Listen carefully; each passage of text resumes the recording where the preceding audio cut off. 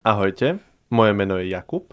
A ja som Katka a my ťa vítame pri novej epizóde podcastu Medina Medina očami medikov.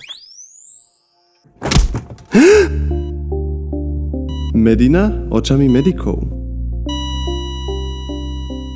Život doktora nie len o príprave na prácu, na to, čo príde po škole.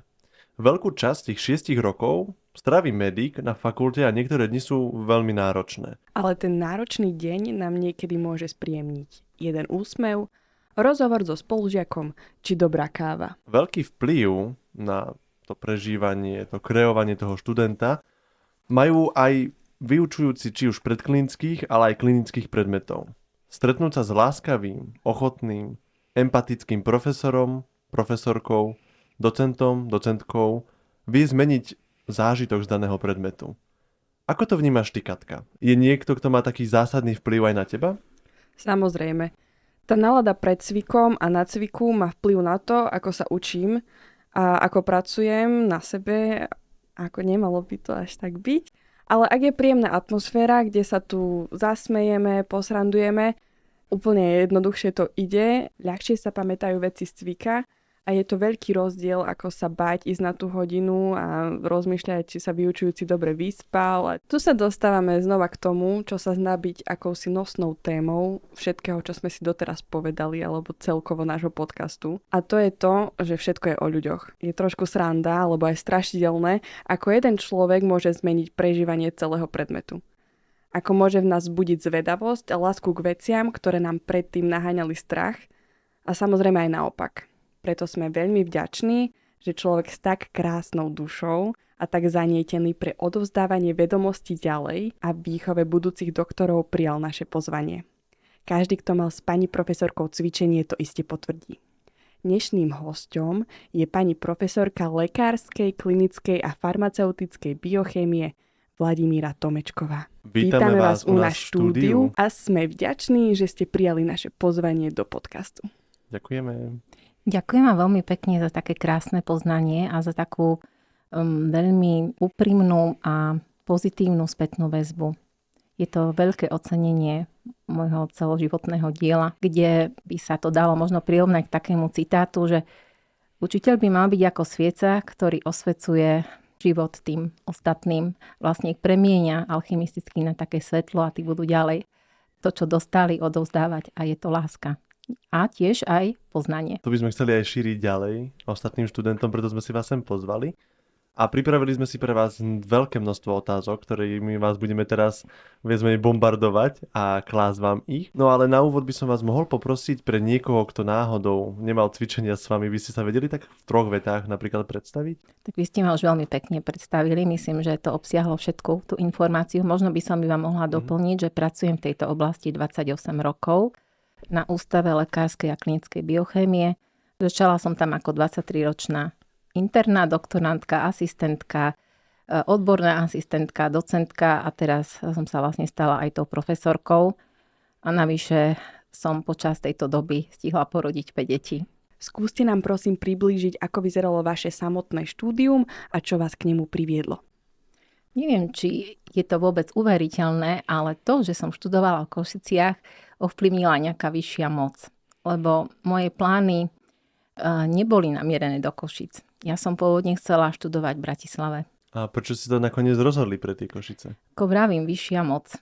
Vyššia moc sa rozhodla o mnohých veciach rozhodla úplne inak, ako som sa rozhodla ja. Zistila som, že keď niektoré veci sú dané, človek sa môže všelijako rozhodnúť, ale nakoniec aj tak bude daná, že tak by som to jednoducho nazvala, človek mieni, Pán Boh mení. V tých Košiciach som tiež, čiže jednak som chcela študovať v tej Bratislave a neštudovala som tam, pretože je to trošku taká škaredá príhoda, že tí, čo ma mali vyzvihnúť z tej stanice, zabudli na mňa. Čiže vlastne 17-ročná som ostala sama na vlakovej stanici, kde kto aj okenu vypil a boli tam veľmi divné živly. Ja som ešte o 2:00 bola sama na stanici s dlhými vlasmi, pekná baba, uplakaná. A vyzdvihli ma až o 2:00 ráno a vtedy neexistovali ani mobilné telefóny. A to ste tam boli na príjmačkách v Bratislave? Bola som na príjmačkách v Bratislave a potom, keď sme šli na tú izbu, tak nespali sme toho veľa a keď som šla na tie príjmacie pohovory, tak ja som tie prijímacie pohovory. Bola som tak veľmi unavená, že keď som bola výborne pripravená, som proste urobila chybu. Chyba nejakým spôsobom sprevádzala môj život. Nie to, že som neštudovala, som bola veľmi usilovná, veľmi entuziastická, ale mali sme takú mriežku a ja som všetko robila o riadok nižšie. Čiže ja som tie prijímačky vedela, že som neurobila. A keď som ich prosila, nech mi tú mriežku vymenia, povedali, že človek sa v živote nikdy nesmie myliť.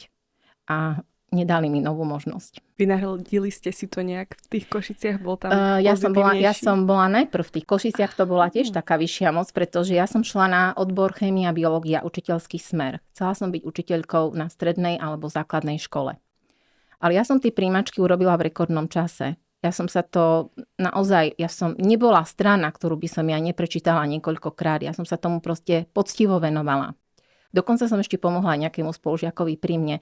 Aj keď on tú školu nedoštudoval a dostal sa na ten odbor, na ktorý ja som sa nedostala, chémia, biológia, tak vždy sa mi pozdravil s úctou.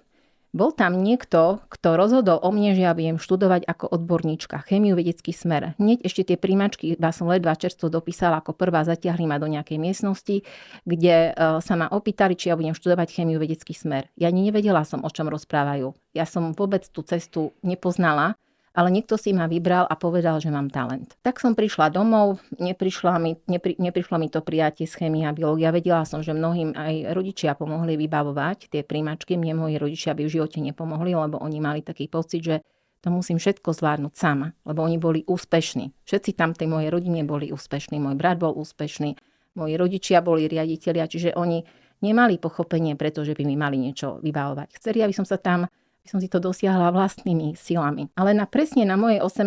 narodeniny, to bolo 20. júla, prišiel papier osudovo, že ma prijali na chémiu, vedecký smer. Ja som vôbec nevedela, o čo vlastne ide. Viem, že som s pláčom šla do knižnice v septembri, keď som videla tie hrubé knihy matematiky a fyziky, že ako ja to zvládnem. Nebola to práve taká moja šálka kávy, povedzme. Týmku chémiu a biológiu som mala rada, ale tú matematiku a fyziku nebola to taká moja obľúbená akože téma, lebo tam bolo strašne veľa tých integrálov, derivácií. Ja viem, že aj to je pekná téma, ale pre mňa to nebolo až také atraktívne. A keby ste mali porovnať to štúdium tých študentov, čo všetko museli podniknúť, presne tie hrubé knihy museli čítať, nosiť ich so sebou, takže študentov vtedy a teraz? No áno, tak ja som sa tých hrubých kníh nanosila dosť. Vždy som medzi prvými bola v knižnici. Teraz som si všimla, že tú knižnicu máte na internáte, tak to už je výhoda. Ja som kde si chodila až na Garbiarsku a neviem ešte, kde všade boli tie knižnice. A nosila som to všetko na pleciach, lebo ani auto som nemala. Mnohokrát aj domov som to nosila autobusom. Tak skromne som si to žila ako študentka a veľmi rada som čítala tie knihy. Napriek tomu, že som vedela, že je to ťažké, pre mňa, ak je niečo ťažké, ja si zvolím taký nejaký strategický plán. Čiže vedela som, že je to ťažká téma pre mňa, čiže našla som si spolužiaka, ktorý to najlepšie ovládal. Bol to Vladimír Komanický, s ktorým dodnes vlastne spolupracujem aj vedecky. A poprosila som ho, či by bol ochotný so mnou každý večer sa to učiť.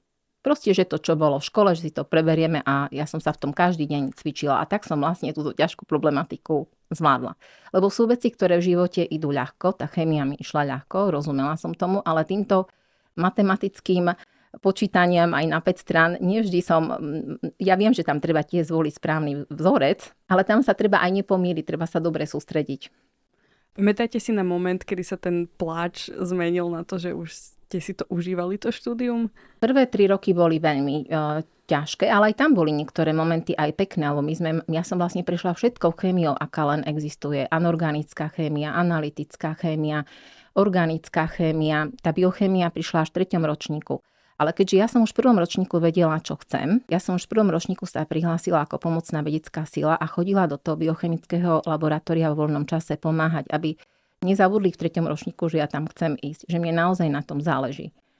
A na anorganickej chémii tá profesorka, ktorá nás učila, Anna Sobková, ona tiež vo mne videla talent, tak ako niekto na tých príjmačkách. Ona takto na mňa ukázala prstom a povedala, ty máš talent, ty budeš za mnou chodiť po vyučovaní a po anglicky sme tam nejaké spektra čítali a také veci navyše. Neviem, ako to ona mohla vedieť, ale tiež ma tým inšpirovala, že mi tak verí.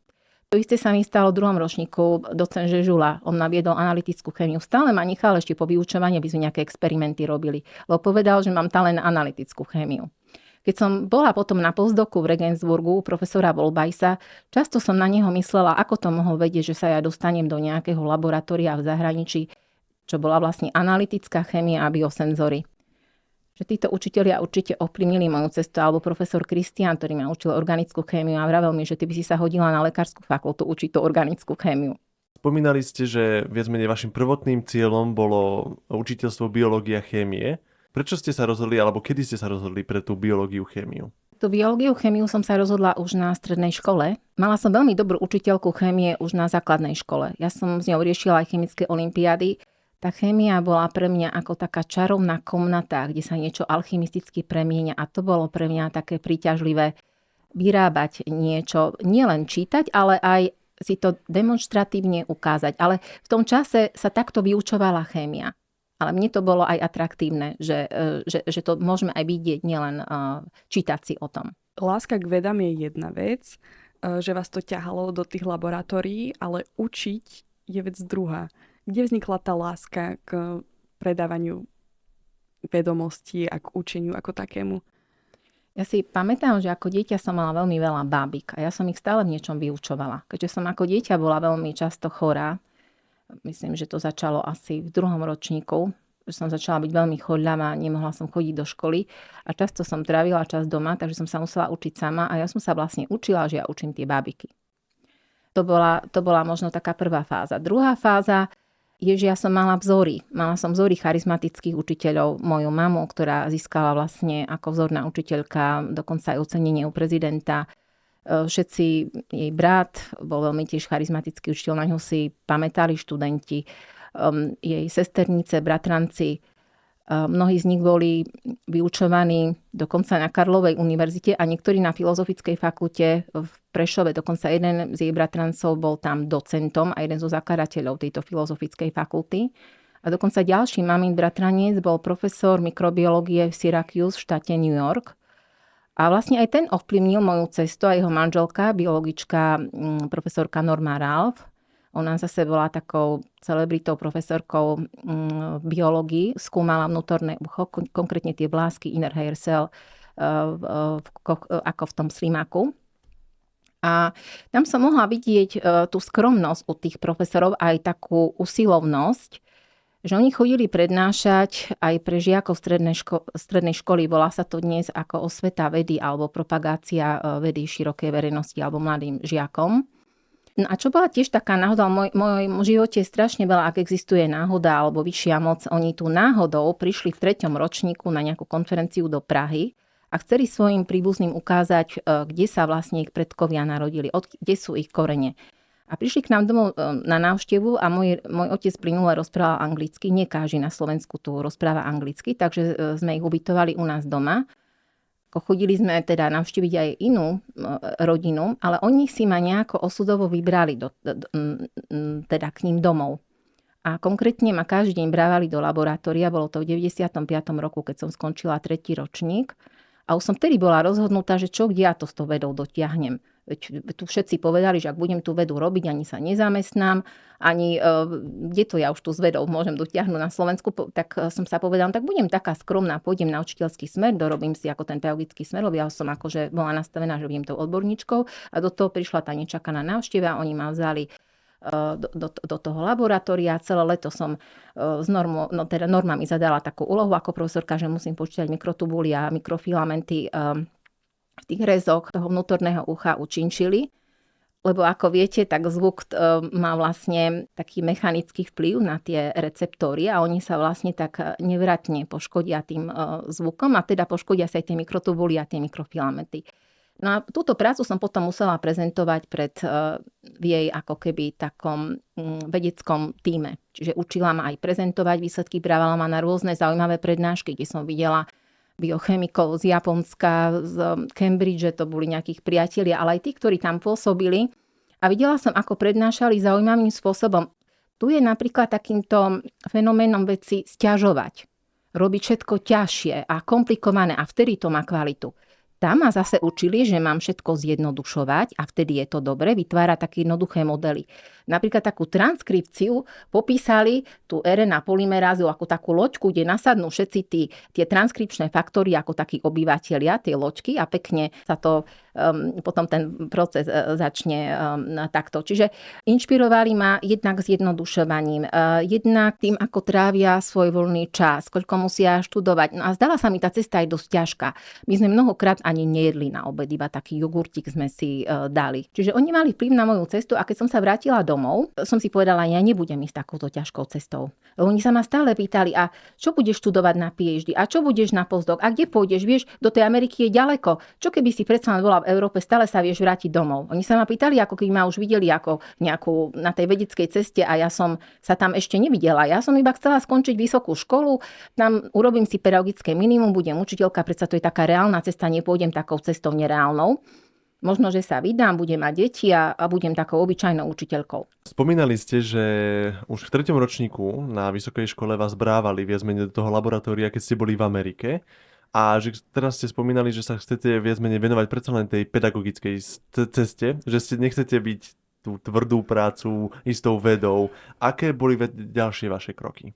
No, keď som sa vrátila zo Syracuse, lebo tam som bola len 2 mesiace. To bola taká náhoda, že si vzali práve mňa a venovali sa mi. Čo vďaka im, som vďačná.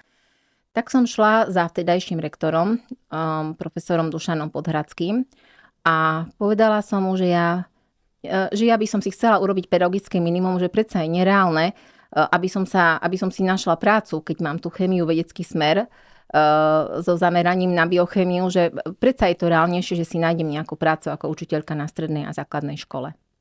A on mi vtedy tak ako keby rozhodol o mojom osude. Povedal, že kolegyňa, ja tu mám dosť učiteľov, ja tu mám učiteľský smer chémia a biológia, ktorí budú učiť na strednej a základnej škole. Vy budete učiť na vysokej škole, pretože odborníkov na vysokej škole je málo. Po tej ťažkej ceste, po tých 3 rokoch ste sa dostali konečne k svojim obľúbeným predmetom? Áno, dostala som sa konečne k predmetom, ktoré ma veľmi bavili. Bunková biológia, mikrobiológia. Pamätám si, že po skúške z mikrobiológie ma až objala a boskávala učiteľka, že to bolo výborné. Ale ja som sa tešila, že sa môžem učiť niečo, čo ma tak ako viac baví.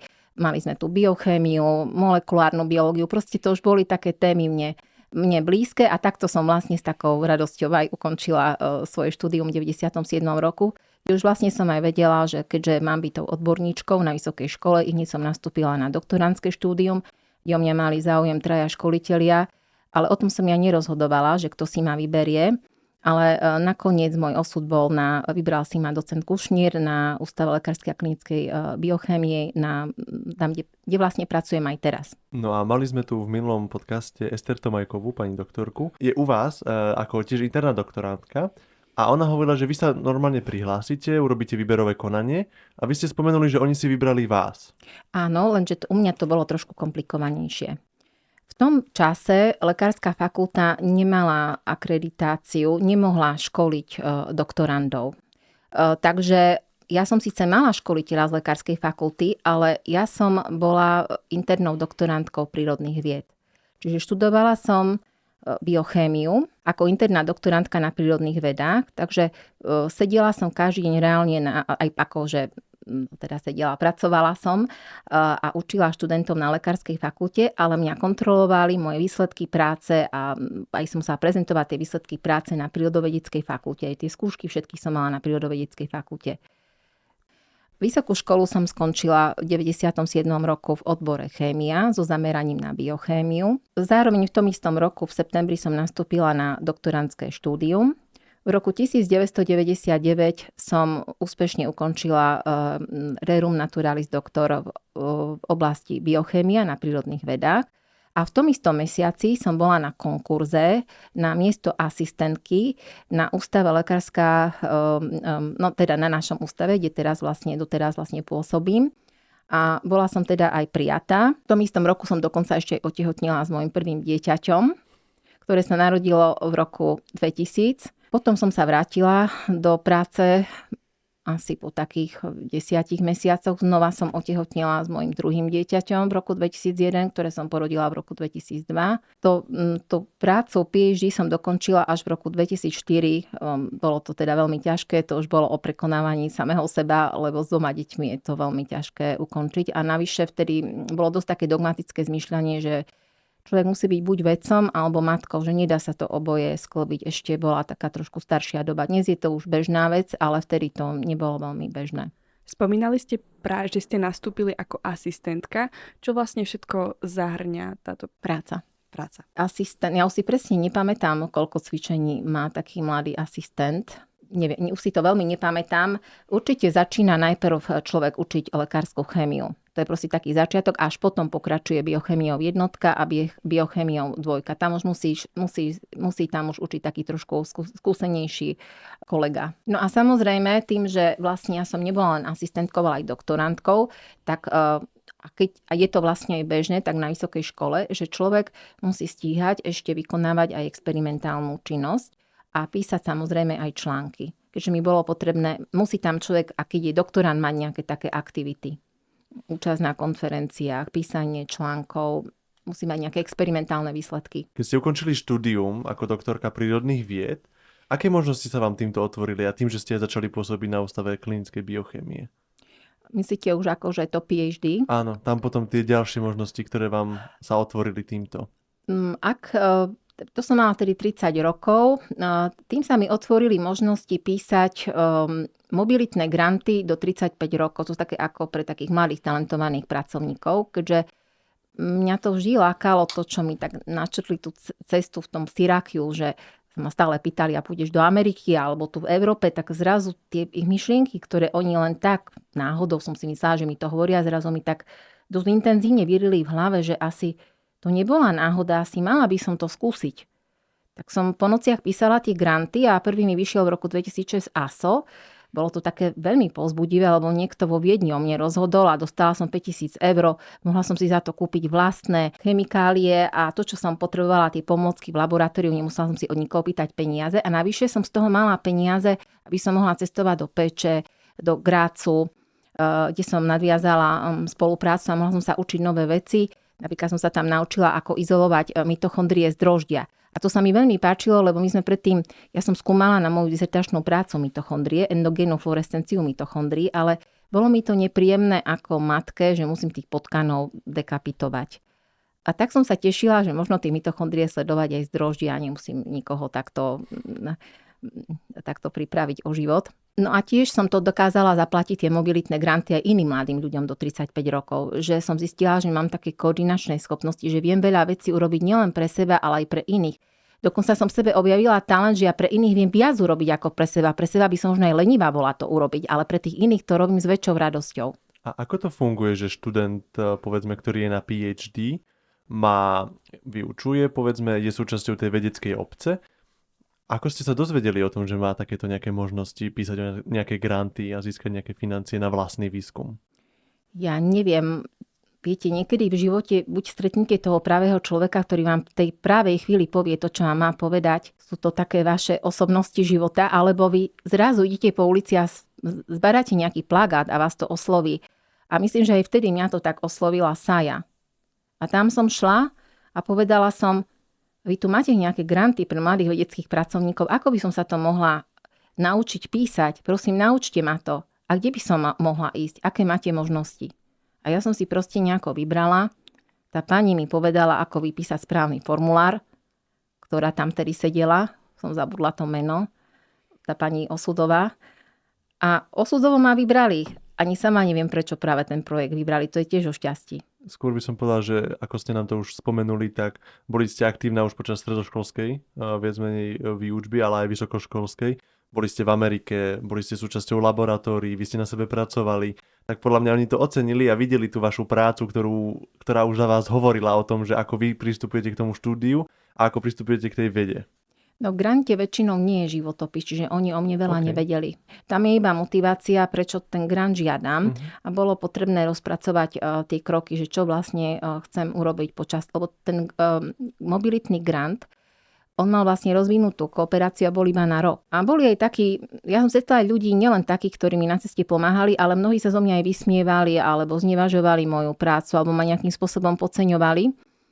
A vysmievali sa z toho, že som ten grant dostala, že určite to akože takto proste nejako znevažovali. Tak ja som sa rozhodla, že ďalší rok to znova skúsim a v ten rok som získala 3 granty. Tento ASO znova, kde som získala ďalších 5 000 eur. Potom som získala maďarský grant HSB v Budapešti, to niekto rozhodol, ja som mala tú spoluprácu v Maďarsku. A ešte som získala grant DAT, to je nemecký grant, ktorý mi umožnil mobilitu až na 3 mesiace. Pôvodne mala byť 6 mesiacov, ale nemali tam nejaké peniaze, čiže zase osudovo bolo to na 3 mesiace, ale ja som za tie 3 mesiace stihla viac ako za 2 roky môjho života. Ja som sa tam strašne veľa naučila v tom novom prostredí a mala som tam vysokú podporu od šéfa, od všetkých kolegov. Mala som jedno prostredie, kde sa tí ľudia na mňa tešili a ja na nich. Ja som vlastne do roku 2009 nemala na ústave počítač. Mala som svoj vlastný počítač a si predstavte, príďte do neznámeho prostredia. Dajú vám kľúč od všetkých dverí, ten kľúč je navyše univerzálny. My mnohokrát tu všetko zamykáme, aby to nikto neukradol. A oni mi vlastne dali prístup do všetkých laboratórií, aby som mohla robiť, ak chcem robiť. A dali mi ešte vlastný počítač. Nikdy som tu takéto privilégia nemala na Slovensku v tom roku 2007. A navyše mi dali dvojnásobný plat, ako mám tu doma. Čiže bolo to pre mňa veľmi prekvapujúce a veľmi som sa z toho tešila. Ja som bola šťastná, ja som ďakovala všetkým, ktorí sa zo mňa vysmievali, všetkým mojim nepriateľom, ja som sa za nich modlila, že vďaka Bože, že existujú nepriatelia, lebo keby neboli na mňa takí, ja by som taká spokojná tu bola a ja by som nikde neodišla. A čo sa viac menej dialo? Lebo vy ste študovali to PhD, kde ste viac menej aj vedecky pôsobili u nás na Ústave klinickej biochemie, ak správne tomu rozumiem. A to asi nie je úplne také jednoduché sa rozhodnúť, napriek tomu, že ste získali tie granty, odísť do zahraničia na také obdobie. A predsa už vtedy ste mali asi aj manžela, nie? Áno, správne hovoríte, lenže tento môj sen ísť do zahraničia a učiť sa nové veci už bol na vysokej škole. Ja som si vždy prijala, aby ma tam niekto poslal. Do takého prostredia, kde proste nemajú finančné problémy a dá sa robiť proste viac. Tam som proste v tom Nemecku videla, že keď to jednoduché, ja som si niečo iba vymyslela, stačilo, že som bola kreatívna, povedala som to profesorovi a ja som to ďalší deň mala. On sa tešil, že som kreatívna a chcem pracovať. A ja som tam mohla byť od rána do večera, ak som chcela. On bol rád, že proste pracujem. Ale tu je proste taká infraštruktúra, že sa to veľmi ťažko získava. Môže to trvať aj rok, alebo sa to vôbec nemusí podariť. No takže ja som už potom túžila na vysokej škole, ale nikdy ma tam nikto neposlal. Napríklad chcela som vyrábať nové vône niekde v Paríži. Viem, že tá profesorka, ktorá si ma stále brala, vravela, že je taká možnosť, majú spoluprácu v Paríži a že by som tam mohla vyrábať napríklad nové vône. Ale nakoniec som zistila, že ja nemám čakať od niekoho, že ma niekto niekde pošle. Ja sa mám s tou osobou začať od seba, naučiť sa, ako sa to robí, keďže som mala také tiahnutie duše, takú túžbu vnútornú, ale možno, že tak trošku nejakým spôsobom ma inšpirovali aj v tom Syracuse, štáte New York, tí veci. A potom som ja iným pomáhala takto ísť do zahraničia, aj som ich dokonca inšpirovala, vypísali takéto granty. Nebolo to možno jednoduché predsa len opustiť deti, manžela a ísť na tú, povedzme, robiť tú vedu do zahraničia? Ja som v tom období, keď som sa rozhodovala, mala veľmi ťažké obdobie. V tom roku 2007 som potratila jedno dieťa. Bolo to pre mňa veľmi akože bolestné. Moja mamka mala rakovinu, mala nádor prsníka a starala som sa o tú mamku doma. Plus 8 chemoterapií a radioterapii. A také to bolo veľmi akože ťažké. Mala som ešte malé deti. Jedno malo 5, druhé myslím, že malo 7, až do toho tá chorá mamka. Aj v práci bolo niečo také ťažké obdobie. Myslím, že v roku 2006 som mala aj trombózu. Čiže ja som prechádzala rôznymi vnútornými bojmi. Musela som prekonávať samu seba, aby som vydržala na tej ceste. A buď som sa z tej cesty chcela akože sa vzdať, že už nepôjdem tou ťažkou cestou, alebo chcela som proste niekde odísť. Čiže keď oni povedali, že mi ten grant prijali, ja som ani chvíľku neváhala. Ja som odtiaľ chcela odísť. Ja som si potrebovala odtiaľ oddychnúť. odísť od toho všetkého. Mamke som povedala, mamka, prežila si to, neľutuj sa, že zomrieš, bojuj, pomôž mi s tými deťmi. Vždy to bol môj sen odísť. Taká životná šanca mi viac nepríde. Celý život som na túto šancu čakala, že ma niekto takto pozve a ja idem a teším sa. Čiže to zahraničie bolo akoby aj za odmenu trošku. Áno, mne pomohlo nájsť samu seba, nadýchnúť sa, prísť domov s tými novými očami, zmenenou, aby som mohla, tým, že som ja začala od seba, mohla som potom pomáhať iným. Keď som sa vrátila, tí, ktorí som viedla na Švoč, vyhrávali súťaže prvé miesta, tretie miesta, dokonca jeden vyhral prvé miesto v Československu. Čiže vždy človek musí začať od seba. A keď sa cíti nejako ťažko, že nie je spokojný, musí to nejako prekonať, aby raz potom mohol pomôcť iným, ktorí to nevedia prekonať, ktorí sú na tej ťažkej ceste. Čiže hovoríte, že vás to nabilo. Nebolo to paradoxne nejaký taký krutý návrat do reality z prostredia, kde vás plne podporujú aj hmotne, späť sem? Či tam je nejaký taký priepasný rozdiel, čo sa týka množstve podpory? Ako takto, na to chce trošku človek musí byť taký odvážny, aj mať zmysel pre dobrodružstvo. Lebo vlastne mne prišiel list a ja z dňa na deň som povedala, v práci odchádzam, začínal semester, neboli z toho šťastní, bolo treba učiť študentov. Povedala som manželovi, odchádzam, nechávam ťa s 2 deťmi. Mame som povedala, odchádzam, prežila si to, prosím ťa, pomôž mi. A ja som šla do neznáma, ja keď som vyšla do toho Nemecka, ja som ani nemala kam kde bývať. Prišla po mňa na stanicu nejaká pani laborantka, keď sme prišli na tú ubytovňu, nebolo tam ani madrac, neboli tam ani periny, ona ma ľutovala, tak ma vzala k sebe domov. V tom byte bola taká treskúca zima, ja som bola zvyknutá na teplo, ale potom sa to dalo nejako do poriadku, zohnali sa aj tie periny, aj ten matrac, všetko sme nejako vybavili po takom týždni. Dokonca, ale keď prídete na nové miesto, tam dokonca nebola ani práčka. Ja keď som si chcela vyprať veci, musela som ísť niekoľko ulic ďalej s prádlom v taškách, aby som si mohla vyprať prádlo, vysúšiť a potom sa po ňoho vrátiť. Čiže človek sa tam musí naučiť nejako bývať, ako si nakúpiť, ako sa dostane do práce. To som si musela vymeniť aj 3 nejaké autobusy, bolo to veľmi ďaleko, aj peši som musela chodievať. Čiže potrebovala som sa tam nejako zabývať. Prišla som do neznámeho prostredia, čo ma tiež učilo, ako prežiť. Tu sa potrebujete naučiť zvykom, ktoré sú v laboratóriu, ale tí ľudia boli na mňa veľmi, ale veľmi dobrí a ústretoví. Navyše som si tam našla priateľov postdoktorantov, to sú vlastne postdoktorantské pobyty, ktoré som vymenovala ten DAT alebo ASO. Mala som tam takú priateľku z Moldávie, ktorá ma tam vždy čakala s jedlom aj o 10:00 večer. Indovia bývali na mojom poschodí, ktorí, keď som raz zaspala v autobuse, povedali Vladimíra, we are at home, we have to go out. To bolo tiež také zaujímavé, že ma vnímajú, že tam s nimi akože bývam, že mám vystúpiť z autobusu, kde som skoro zabudla vystúpiť. Ale aj to sa stalo, že som sem tam zle vystúpila.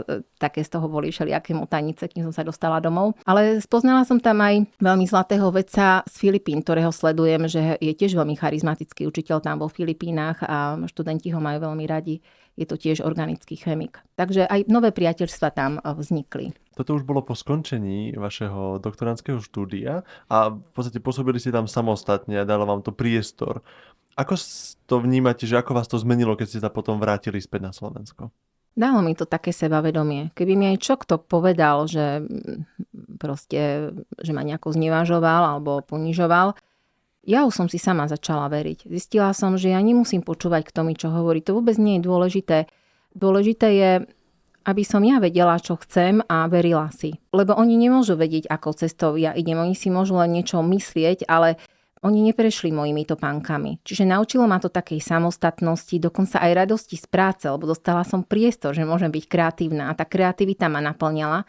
Ale hlavne ma naplňalo, že ja mám to komu odovzdať. Boli študenti, ktorých som mohla viesť a tí so mnou vyhrávali rôzne vedecké ocenenia.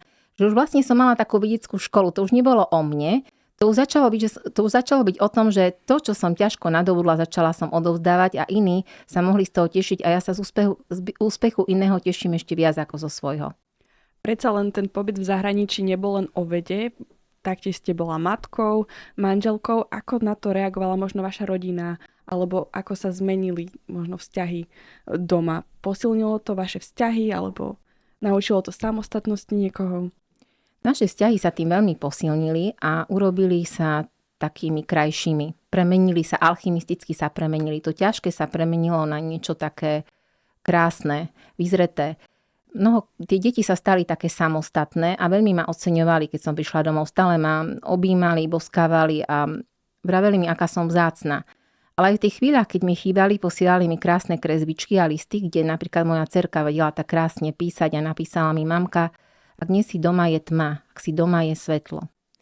Ale zároveň v tom liste bola pre mňa, nielen, že to bola akože láska, ale tými moje deti povedali, že mi veria, že sa vrátim domov, že je to len na chvíľu, že mi to prajú. A keby sme mali teraz taký ako keby film a strihli by sme to o 10 rokov, to bolo v roku 2017, som mala tak slzy v očiach, keď som si uvedomila, že som bola asi inšpiráciou aj pre moje deti. Pretože moja dcera študovala rok a pol v Sant vo Francúzsku a môj syn študoval v tom čase v Mníchove v Nemecku. Že tá moja cesta bola inšpiratívna aj pre nich, ako na sebe pracovať. Že to nebola náhoda, že som bola práve ich mama.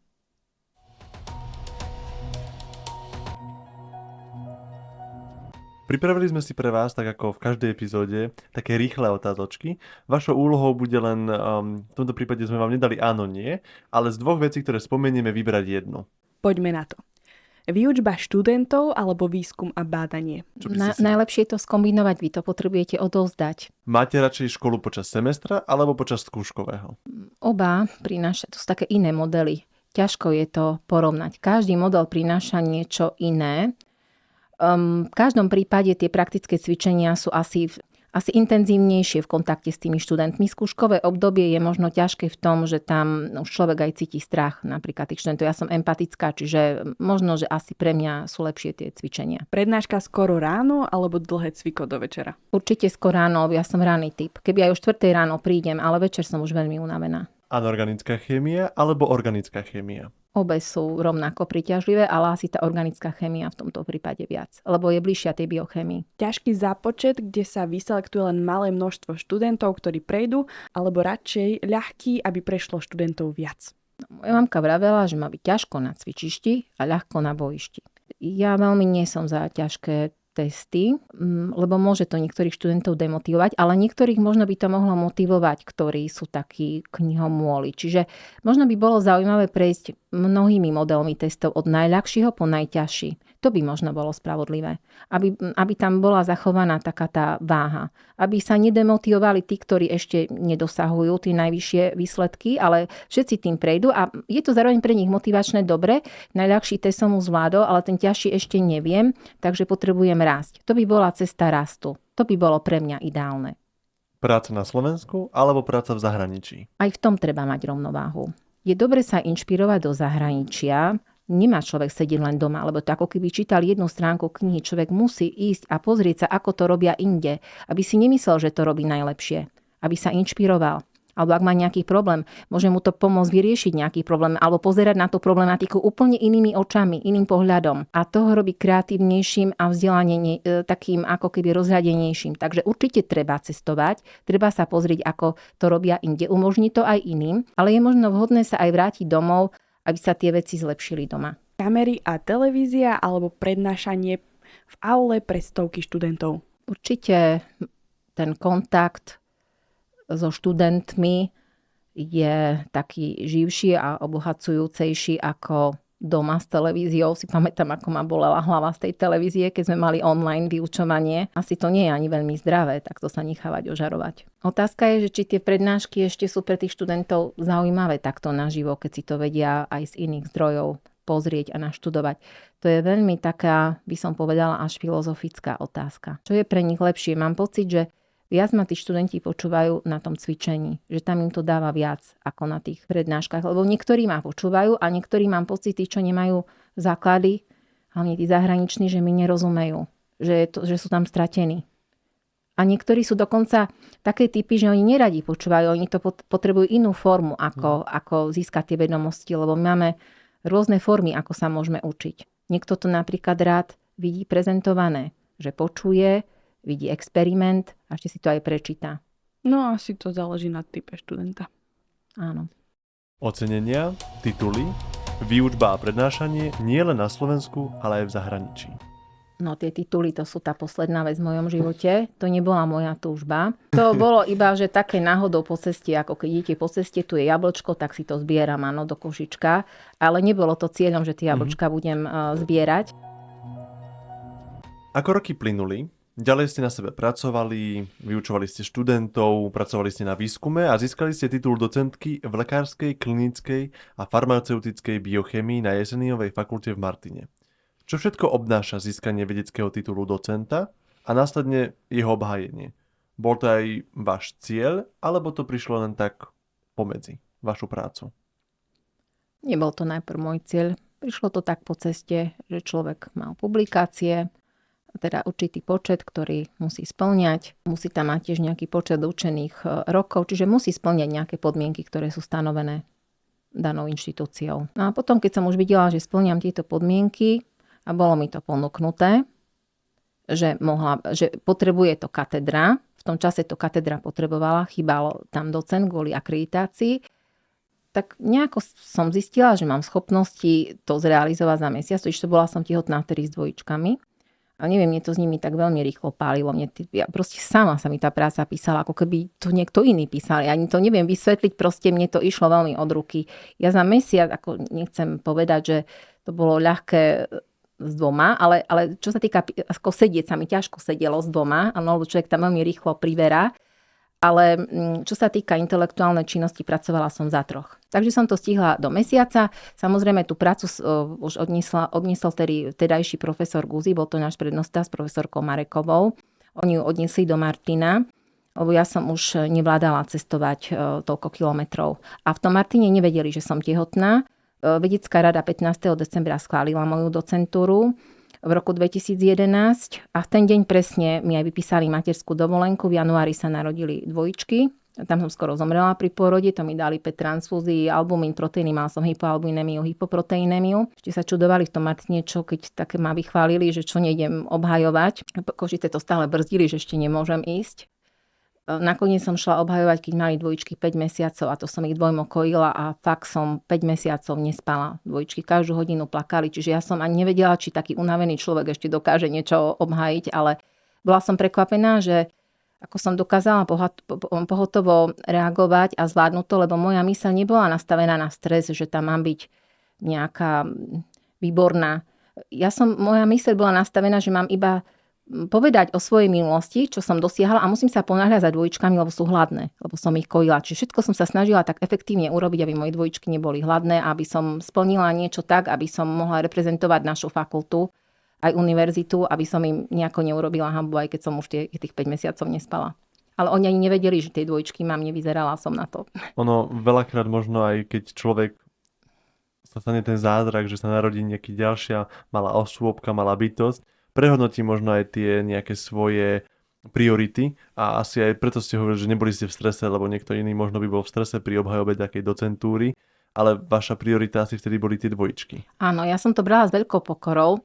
Pamätám sa, že keď som tam o tej 8 ráno, no najprv to trvalo 2 dní. Prvý deň bola pedagogická prednáška, to bola pre všetkých. A potom viem, že som sa ponáhľala na koji tie dvojčky. A ďalší deň bola o 8 ráno tá vedecká rada, kde prišli rôzni profesori z celého Československa. A viem, že som si takto hovorila, Páne Bože, tak ty máš pre mňa toľko obdarovania, toľko vízie. S takou pokorou som to akože brala, že čo všetko je možné, že ani sama by som si to nikdy neuverila, že keby mi toto niekto povedal, že ja takou ťažkou cestou prídem a že toto všetko ja urobím, aby som to v živote nikomu neverila, že samú seba som ja nevidela v takomto svetle, že som bola prekvapená, čo sa mi deje. Že fakt to bolo dané ako keby zhora. Že som všetko potom chápala tie veci, ktoré sa mi diali, prečo som mala ísť práve touto cestou. Ako to tak počúvam, mne to znie ako samé nadľudské výkony, no ale po docentúre sme ešte neskončili. Jedna radostná novinka pre poslucháčov, len prednedávnom vás pán prezident Slovenskej republiky vymenoval za profesorku lekárskej, klinickej a farmaceutickej biochémie. Takže najnovší prírastok je titul profesorky. Aké to bolo a aké to je ešte stále takáto novinka? To je taká horko-sladká chuť. Keď na ten diplom som čakala rok a pol. Samotný proces trval možno tiež, celý tento proces trval 2 roky. Lebo najprv podáte prácu, dajme tomu v máji, V júni to posúdi vedecká komisia, potom na vás prídu 3 posudky, na mňa prišli pozitívne z Plzne, z Prahy a ešte z Brna. Potom je malá vedecká rada, tá bola 12. októbra 2023. Potom vám nepovedia, kedy je veľká vedecká rada, čiže vám týždeň predtým oznámia, že idete do Bratislavy na veľkú vedeckú radu, ako ste boli profesionál, že len tak si to poviete. To bolo 29. apríla 2024. No a potom rok a pol čakáte, kedy vás pozvú a to vám tiež len tak náhodou zavolajú niekedy na obed, že o týždeň idete do Bratislavy po svoj diplom. No už keď tam ste v tom paláci, tak je to taká horko-sladká chuť, lebo si spomeniete na tých, ktorí vám verili a videli vás na tejto ceste. Spomeniete si na svojich rodičov, na mamu, ktorá už nežije, na otca, ktorý si vás nepamätá, na svojho manžela, na deti, ktorí by tam možno mohli byť, ale nemohli prísť, lebo už to teraz ten protokol nedovoľuje. Čiže sa vlastne cítite na tej ceste ako keby sám a zároveň ste aj vďační. Aj sa pýtate, čo pre vás ešte ten osud pripravil, keďže pán prezident načrtol, že vlastne na tej ceste by ste mali pomáhať iným. Aj doteraz ste to robili, ale teraz to ešte povedal, že ešte viac máte pomáhať na tej ťažkej ceste iným, takže je to zároveň aj taká výzva, že ako by ešte človek mohol pomôcť na tej ťažkej ceste iným. Nebolo to ani tak dávno, keď sme mali spolu praktické cvičenia z biochémie, na ktoré s radosťou veľmi spomínam. A presne vtedy ste spomínali, že musíte ísť do Bratislavy, ísť obhájiť viac menej tú profesúru. To sa jednalo o tú veľkú vedeckú radu. Áno. A ako to možno funguje celý ten proces od toho podania a ktorou prácou ste tam išli? Nejaká konkrétna práca, ktorú ste robili len pred profesúru? Tam sú zase nejaké body, nejaké podmienky, ktoré musí človek naplniť. Počet publikácií, počet citácií, koľkých doktoranti skončili pod daným školiteľom, aké projekty človek viedol, aké má medzinárodné spolupráce, aké mal pozvané prednášky.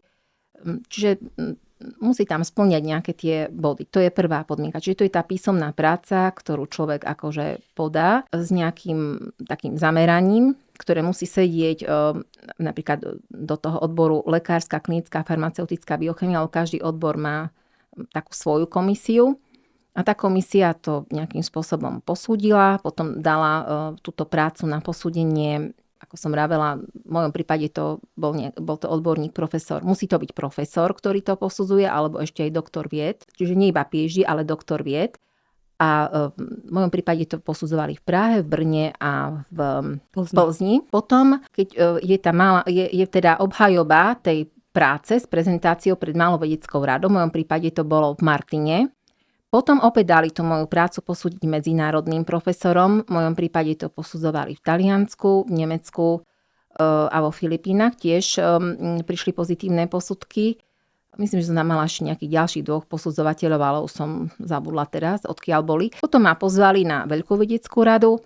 Tam ma opäť posúdili tí členovia vedeckej rady, ktorí tam boli. A na základe týchto všetkých posúdení ten spis ide na ministerstvo školstva, kde opäť prejde preverením, či sa niekde nestala chyba, či niekto nemohol niečo zanedbať. A po takomto preverení hĺbkovom pozvú si daného človeka do toho paláca po ten diplom. A skúsite nám približiť, ako prebiehal samotný ceremoniál s prezidentom? Áno, samozrejme. Tak, v prvom rade musíte dostať tú pozvánku. Ja som tam prišla už o 12. a zistila som, že všetko zavreté, že asi to bola chyba prísť skôr. Tak som teda išla sa ešte poprechádzať do tej záhrady. Tam mi poradili, že sú tam nejaké dvere ešte so zvončekom a ani som nestihla zazvoniť a tie dvere sa otvorili a povedali mi, že tá brána sa už otvorila, ale ja už hodinu som teda krúžila okolo toho paláca. Skoro som to aj zmeškala. Pri bráne stal taký človek, ktorý mal zoznam pozvaných hostí a skontroloval si, že či som aj ja tou pozvanou. Potom, keď som vošla, bolo tam, všetci vchádzali po takom ako keby červenom koberci. A opäť nás preverili náš doklad totožnosti, nejakým testom sme prešli ako na letisku, že či sme tam nikoho neprišli zabiť. Potom sme sa zhromaždili v takej ako keby miestnosti, kde sme sa tak zrazu našli. Ja som aj nevedela, že z našej fakulty napríklad bola tiež docentka Bago Pilátová z farmakológie, potom tam boli 2 právnici z našej univerzity a ešte tam bol nejaký jeden pán filozof, ktorý bol tiež profesor. Takže sme potom išli po schodoch hore, ako taká skupina, potom nás zoradili do takých 3 radov. Prišli také 2 pani, ktoré to organizovali a ukázali nám na prvom, ako máme podať ruku prezidentovi a prevziať si diplom a postaviť, teda ako sa máme postaviť, aby nás tie médiá mohli nejakým spôsobom odfotiť. Potom prišli rôzni funkcionári, ministri, taktiež tam boli takí vojaci, ktorí mali taký nejaký nešli len tak obyčajne, ale oni mali taký nejaký slávnostný pochod, ako pripážili a tú zbraň, ako si dali k telu. Oproti prišiel prezident, vtedy keď prezident vchádzal, znela taká prezidentská fanfára, ktorá je typická, keď prezident vchádza, začne znieť tá prezidentská fanfára. Potom bola nejaká iná vážna hudba v pozadí a tí jednotliví ľudia išli k prezidentovi, podali si ruku, on im odovzdal ten diplom. Ja som bola v abecede posledná, ešte sa na tom tí profesori smiali, že to všetko platím, keď som posledná. Tak som sa ešte nad tým zamyslela, že akú peknú pozíciu v živote mám tej poslednej. A predsa sa mi niektoré veci aj podaria. Prekvapivo. No a potom ma tak prekvapil ten prezident, že ma oslovil menom. Úplne ma to tak zarazilo, že Vladimíra povedal, tak až som tak ma to, ako by som povedala, až dojalo. A potom už sme si iba tú fotku dali, potom mal prezident príhovor, potom bola hymna. Pri tej hymne sa mi už veľmi chcelo plakať, nejak som si zrazu fakt spomenula na všetkých tých ľudí, ktorí nejakým spôsobom ovplyvnili môj život a bola som im aj vďačná, aj nerozumela som tejto ceste, to bola taká horko-sladká chuť. Potom nás pozval prezident do svojej miestnosti a s každým si štrngol, taký ako prípitok bol, aj minister školstva si s nami štrngol. Ale to všetko sa udialo v rámci celej iba 1 hodiny. To celé bolo veľmi rýchle, lebo sme si ešte potom robili fotky s tým prezidentom, aby sa mohla univerzita a fakulta čím pochváliť. Čiže za univerzitu sme si robili fotku, za fakulty sme si robili fotku s prezidentom. No a išli sme po tých schodoch domov tým červeným kobercom, ešte za mnou aj zvíjali tí vojačikovia, ten koberec, asi ho išli čistiť alebo vyprášiť. Ešte taký pán zase za mnou zavrel bránu a zase bolo ten palác zavretý. Takže takto to asi vyzeralo od 2:30 do 3:30. Už o 4:30 mi šiel vlak a unavená som prišla domov. Hladná, unavená. Takže cesta k profesúre bola náročná a dlhá, ale predtým ste pôsobili aj ako univerzitná profesorka, ktorú vymenúva inštitúcia. Aký je tam teda rozdiel medzi tou, ktorú vymenúva inštitúcia, teda univerzitnou profesorkou a profesorkou, ktorú vymenúva prezident Slovenskej republiky? Univerzitná profesorka je titul udeľovaný univerzitou za splnenie vnútorných vedeckých a pedagogických kritérií a profesorka je vymenovaná prezidentom Slovenskej republiky, je uznaná štátom a medzinárodnou vedeckou komunitou za významný prínos k rozvoju vedy a vzdelávania. No a ako sa stalo to, že ste sa z docentky stala univerzitnou profesorkou? Tak, že každá pozícia je po 5 alebo po 3 rokoch, niekedy po 2 rokoch preverovaná. Je taká vedecká komisia, čiže ten post je iba na určité obdobie. Nie je to na neurčito, je to na dobu určitú. A keď to obdobie vyprší, čo mne sa presne stalo, v roku 2023 v júni mi vypršala doba určitá na pozíciu docentky a musela som ísť na konkurs.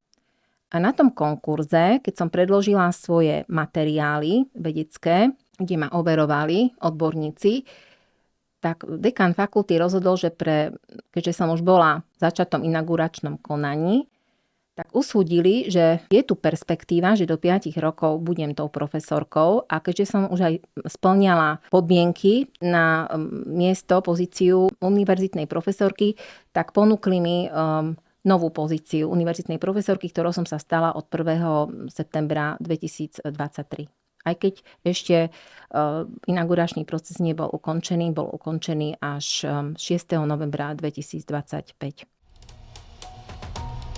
Výskum. Čo bolo vašim cieľom a zameraním vo výskume? Čomu všetkému ste sa doteraz venovali a ako sa dá ten výskum sklbiť s výučbou? Vo výskume sa snažím hľadať nové cesty a riešenia. Ak sa nejaké dvere zatvoria, snažím sa nájsť nové, neprebádané oblasti a mojou snahou je prepájať oblasti, ktoré sa na prvý pohľad zdajú nesúvisiace a vytvárať z nich spoločné celky ako originálnu cestu poznania. Kráčať od známeho k neznámemu, tak ako to nie je bežné, tradičné. V minulosti som sa venovala napríklad endogénej fluorescencii mitochondrií, buniek, telesných tekutín, pigmentov, rastlín s protizápalovými účinkami alebo farmaceuticky aktívnych látok. V súčasnosti sa zameriavam na výskum zložiek slznej tekutiny, dokonca z jednej 2-mikrolitrovej kvapky, ktorá má kryštalicko-fraktálnu štruktúru. V takomto malom kryštáli možno vidieť odraz veľkého človeka, jeho zdravotný stav a ochorenia a potenciálne tu existuje možnosť detekcie neurodegeneratívnych či psychiatrických ochorení. Ale to už je možno aj blízka budúcnosť. Takže aktuálne sa venujete čomu vo vašom výskume? Momentálne sa venujem výskumu slznej tekutiny. Dokonca som zapojená aj do medzinárodného výskumu slznej tekutiny. Čiže vlastne ich ciele sú aj mojimi cieľmi. Ich cieľom je, aby slzná tekutina ako telesná tekutina bola implementovaná do všetkých klinicko-biochemických laboratórií na svete a už sa nebudú detekovať ochorenia iba z krvi a moču, ale aj zo slznej tekutiny. A ako vás to napadlo, že budeme skúmať slzy práve ako telesné tekutiny? To je veľmi zaujímavá otázka. Zase nejakou náhodou. Keď som bola tehotná s mojím 5. dieťaťom, moja priateľka ma oslovila, či by mohla byť mojou doktorantkou. Bola to očná lekárka a ja som pre ňu potrebovala vymyslieť originálnu tému. A tak sme sa snažili zistiť, či slzná tekutina by mala diagnostický potenciál na odhalenie očných ochorení.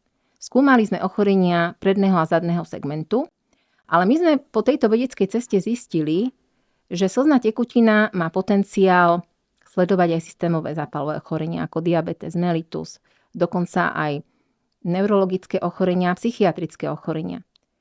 Čo bolo zaujímavé, naše vedecké výsledky nemali iba vedecký potenciál, ale mali aj umelecký potenciál. A tak sme, dokonca som mala aj taký nápad, zorganizovala som výstavu Ľudská slza ako umenie. Za ktorú ste dostali aj v roku 2019 cenu rektora za mediálny ohlas. Takže ten nápad vznikol počas výskumu. Tento nápad vznikol tak, že ja som 3 roky mala problém získať peniaze, grant. Bola som za to veľmi kritizovaná mojimi doktorantkami, ktoré boli interné, pretože ak človek má interných doktorantov, potrebuje mu aj zaplatiť články alebo napríklad nejaké cesty na konferencie a nedarilo sa mi to veľmi. A mala som vtedy, keď som tak poviem pravdu, plakala som a tak som o tom rozmýšľala, prečo sa mi to všetko podarilo, mám doktorantky a neviem získať pre nich peniaze, čo ja budem robiť. A mala som zrazu taký nápad, že napíš do toho grantu, že budeš robiť prednášky pre verejnosť a urobíš výstavu. Budeš pekne propagovať UPJ v takom peknom svetle. A tak som to napísala, ten grant bol prijatý. Nebolo tam veľa peňazí, iba 3 000 eur, ale aj tie pomohli. A z tohto grantu som potom musela realizovať to, čo som sľúbila. Takže mala som tie prednášky pre verejnosť v tabačke. Dokonca som mala aj prednášku na noci výskumníkov. Som mala nejakú prednášku. Dokonca som vyrobila aj vedecké hračky pre deti. V spolupráci s takým pánom Jánom Slašťanom sme vyrobili aj zhudobnený film, ktorý potom som asi rok pred výstavou, keďže som už musela rozmýšľať, keď som ten grant dostala, ako to zorganizujem, išla som do rôznych inštitúcií, kde som sa pýtala, kde by mi umožnili urobiť tú výstavu.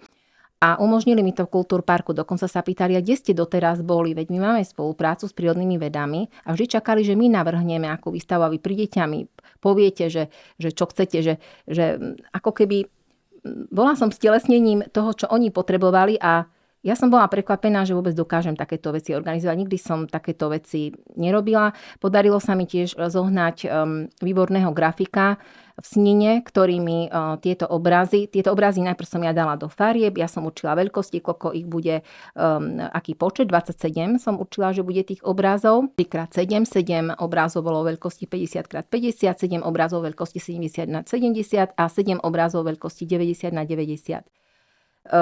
Farby mali byť také farebné, dúhové, aby to bolo také veselé.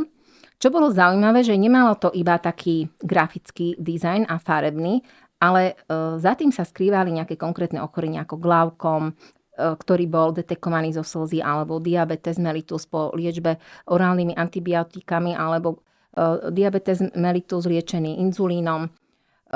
Takže boli tam teda za tým schované rôzne diagnózy. Obrazy sme teda vyskladali do zlatého rezu. Pomohli mi tam takí tí páni, osvetľovači. Dokonca ma poprosilo ma divadlo Anima Mea, či by mohlo vystúpiť s Malým princom. A keďže tam nebolo veľa časového priestoru, poprosila som ich, nech vystúpia iba s jednou takouto časťou, kde sa stretne princ s líškou.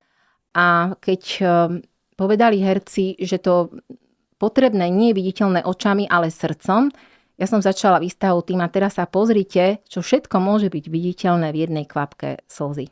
Čiže takto nejako začala táto výstava, ktorá na moje prekvapenie mala veľmi veľký mediálny ohlas a dokonca si našimli aj Los Angeles. Taká fotografka, ktorá ako prvá fotila slzy na svete, Lynn Fisher, nám napísala, či by tu mohla prísť a ukázať svoje obrazy, ale chcela by som jej zaplatila cestu a ubytovanie, no tak ešte by som ju ubytovala, ale na jej cestu som už nemala peniaze. Ja sa trošku vrátim, možno odbočím. Spomínali ste, že vás doktorantky kritizovali, aj predtým ste nejaké negatívne ohlasy spomínali. Ja sa chcem opýtať, je tá vedecká obec všeobecne kritická a možno nejak negatívne naladená, alebo je to niečo, s čím sa človek musí naučiť pracovať, že to tam proste tak je?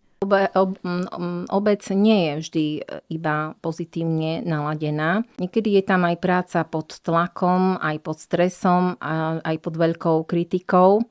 Že človek musí mať aj taký filter, čo by si z tej kritiky zobral tak konštruktívne, aby ho tá kritika nejakým spôsobom posunula ďalej, lebo tá kritika môže človeka posunúť aj ďalej, ak to človek vie dobre spracovať. Čiže človek musí byť osobnosti veľmi vyzretý a odolný, lebo mohol by sa aj rozložiť pod tou kritikou. O vašej erudovanosti, pani profesorka, hovoria aj objektívne ukazovatele a tie som si pri príprave na tento podcast pozrel. Máte viac ako 142 výstupov a za posledných 6 rokov ste urobili 50 výstupov, čo je podľa mňa veľký počet popri tom, že ste mamičkou, zároveň vyučujete tých študentov. No a v neposlednej rade vieme, že vo vedeckej činnosti majú veľký dôraz, aj citácie a ohlasy na vašu prácu, čo vo vašom prípade je 441 ohlasov a citácií a za posledné 3 roky je to 241. A vieme, že nie ste hviezda len u nás na Slovensku, ale chodíte prednášať aj do zahraničia. Aké to je? Rada by som reagovala na vašu takú, tak pekne ste o mne rozprávali, ale chcela by som podotknúť, že ja som po tej ceste nekráčala sama. Aj keď som veľmi tvorivá, mám schopnosti motivovať iných. Čiže ja som po tej ceste mnohokrát kráčala s ľuďmi, ktorí chceli so mnou kráčať alebo nejakým spôsobom moje nápady im boli blízke.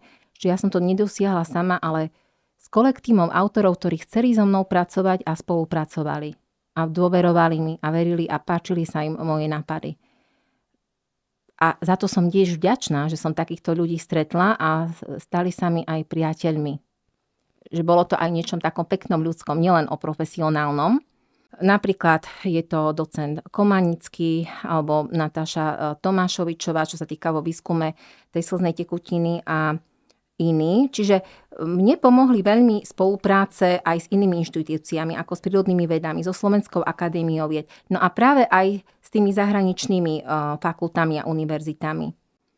A vzhľadom na to, že mám tie schopnosti nadviazať tie nové vzťahy a tie nové cesty, alebo neviem, čo je to za taký fenomén, že nejakým spôsobom sa im páči moja práca a je pravda, že ani nie tak ja sa im páčim, ale tá práca, alebo tie nápady a kvôli tomu ma teda pozývali, že tak ako som sa snažila o tie nové cesty a im sa to nové páčilo. Vedeli by ste nám približiť, ako funguje tá veda, ako funguje ten vedecký svet?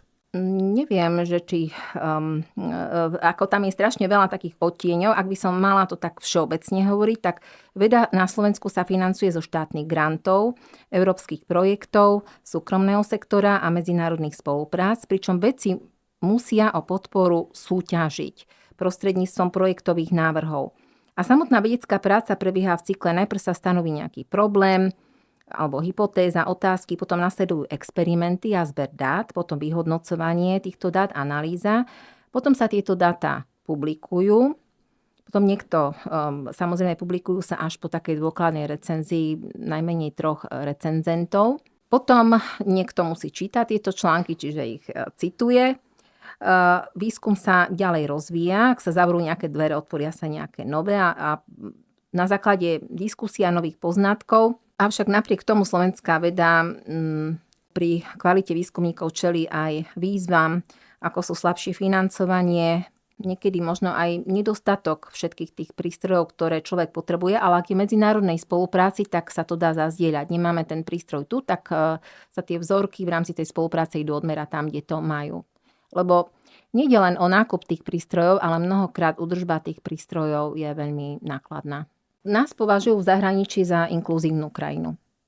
Teraz som to v medzinárodnom výskume a nás považujú za chudobnú, inkluzívnu krajinu a väčšinou, ak by mali zvoliť manažera, zvolia si z tých bohatých krajín, exkluzívnych.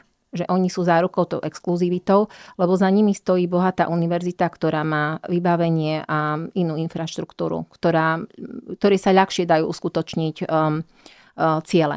Spomínali ste zahraničie, zachytili sme, že ste boli minulý rok prednášať o biochemii v Lotyšsku. Skúste nám to približiť?